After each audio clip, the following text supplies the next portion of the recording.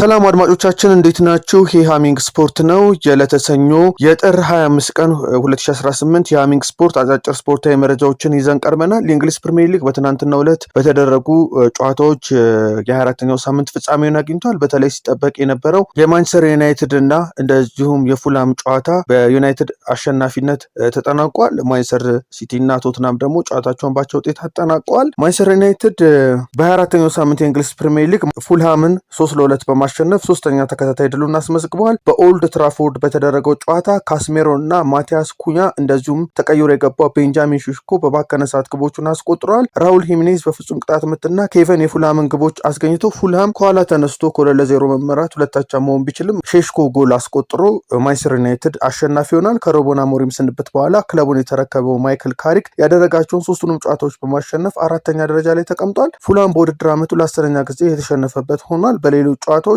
ኖቲንጋም ፎረስት ከክሪስታል ፓላስ አንዳቻ ሲለያዩ አስቶን ቪላ በብሬንፎርድ 1-0 ተሸንፏል። ይህም ደግሞ ከአርሰናል ጋር ያለውን የነጥብ ልዩነት ወደ 4 እንዳያጠብ አድርጎታል ማለት ነው። በብሬንፎርድ በኩል አንድ ተጫዋች በቀይ ካርድ ወጥቶባቸው በጎደሎ ተጫዋች ተጫውቶ ነው ብሬንፎርድ አስቶን ቪላን ያሸነፈው። ማንቸስተር ሲቲ ከቶትናም ሆትስፐር አቻ ተለያይቷል። በእንግሊዝ ፕሪሚየር ሊግ 24ኛ ሳምንት ማንቸስተር ሲቲ ከሜዳ ውጭ ከቶትናም ሆትስፐር ጋር ባደረገው ጨዋታ ነው ሁለታቻ የተለያየው። ሲቲ ሪያን ቸርኪ እና አንቷን ሴሜንዮ ባስቆጠራቸው ግቦች እየመራ ለረፍት ቢወጣም ማሸነፍ አልቻለም። በሁለተኛው አጋማሽ ዶሚኒክ ሶላንኬ የቶትናምን ግቦች አስቆጥሯል። ማንቸስተር ሲቲ ከሊጉ መሪ አርሰናል ያለውን የነጥብ ልዩነት ወደ 4 የሚያጠብበትንም አጋጣሚ ሳይጠቀምበት ቀርቷል። ከባለፉት 6 ጨዋታዎች አንዱን ብቻ ያሸነፈው ማንቸስተር ሲቲ በ47 ነጥብ ሁለተኛ ደረጃ ላይ ሲቀመጥ አርሰናል በ6 ነጥብ ከፍ ብሎ ሊጉን እየመራ ይገኛል። ሲጠበቅ በነበረው የባርክሌይ ሴቶች ሱፐር ሊግ 14ኛ ሳምንት ጨዋታ ማንቸስተር ሲቲ ቼልሲን በሰፊ የግብ ልዩነት አሸንፏል 5-1። የማንቸስተር ሲቲን ጎሎች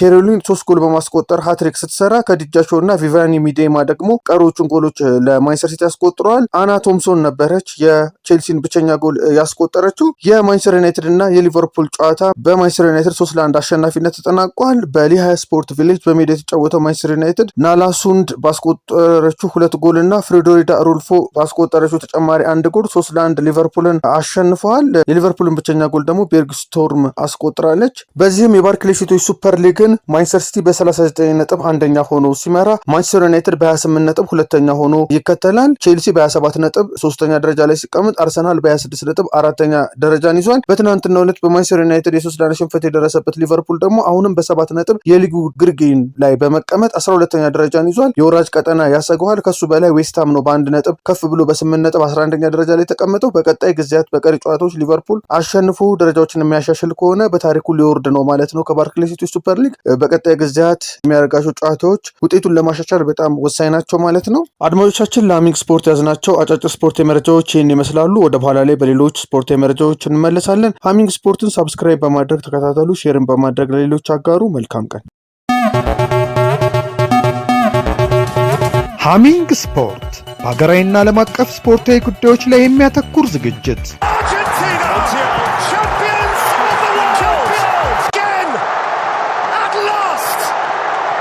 በሃሚንግ ስፖርት የስፖርት ዜናዎች፣ በተመረጡ ርዕሶች ላይ ውይይት፣ የእንግዳ ዝግጅት፣ የስፖርተኞች ግለ ታሪክና የሴቶችን እግር ኳስ በልዩ ሁኔታ ይዳስሳል።